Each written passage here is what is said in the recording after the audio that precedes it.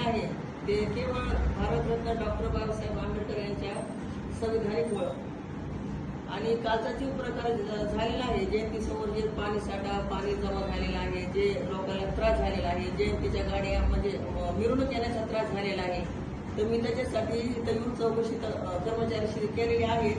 पण जे कर्मचारी संबंधित आहेत किरण देशमुख, प्रमोद माने आणि गणेश पागारे यांना मी नोटिसा दिलेल्या आहेत. आणि यांनी जर माझं समाधानकारक उत्तर जयंतीला नाही दिलं तर मी त्यांना निलंबनाची कारवाई करणार आहे. काल जो प्रकार झाला जयंतीची उत्सव समितीच्या जयंतीच्या समोर जे पाण्याचा ढोल तिथे साचला आणि भीमप्रेमींना त्या ठिकाणी काही त्रासाला सामोरं जावं लागलं. खरंच हे खरंच निषेधार्हच आहे. परंतु नगरपालिकेने त्यांचं जे काम होतं ते करण्यासाठी पूर्ण सूचना दिल्या होत्या. नगराध्यक्ष असतील, स्वच्छता सभापती असतील, आम्ही सर्वांनीच, मुख्याधिकारी सर्वांनी. परंतु तरी सुद्धा अनपेक्षितपणे त्या ठिकाणी पाणी बाहेर आलं आणि नागरिकांना त्या त्रास झाला.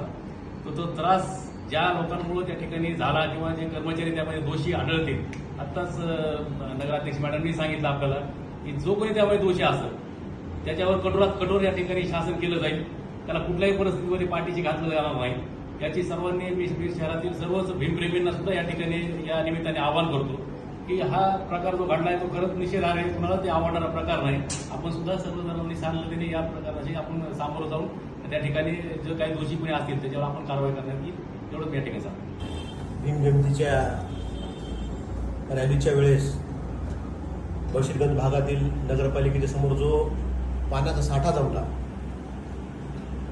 मला एक शहराच्या आणि सर्व लोकांना एक खुलासा करायचा एक सभापती म्हणून की तो पाण्याचा साठा तिथं जमा झाला, तो साठा जमण्यासारखा त्या ठिकाणी नाल्याचा तिथं सोर्सच नाही. त्या ठिकाणी कधीच पाणी जमत नाही. मी हे 100%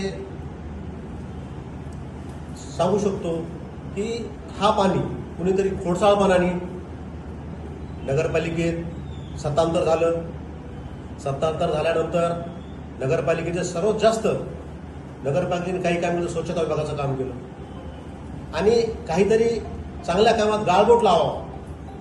भीमकन्या या ठिकाणी नगराध्यक्ष झाल्या, लोकात त्यांची प्रतिमा गहाळ व्हावी किंवा त्यांना बदनाम व्हावं हा हेतू समोर ठेवून कोणत्या तरी राजकीय लोकांनी हे कट कारस्थान केलेलं आहे. यात काही दोर आहे नाही.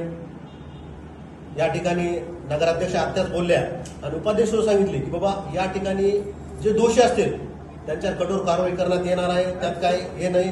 मुख्याधिकाऱ्यांनी त्यांना नोटीस सुद्धा काढल्या.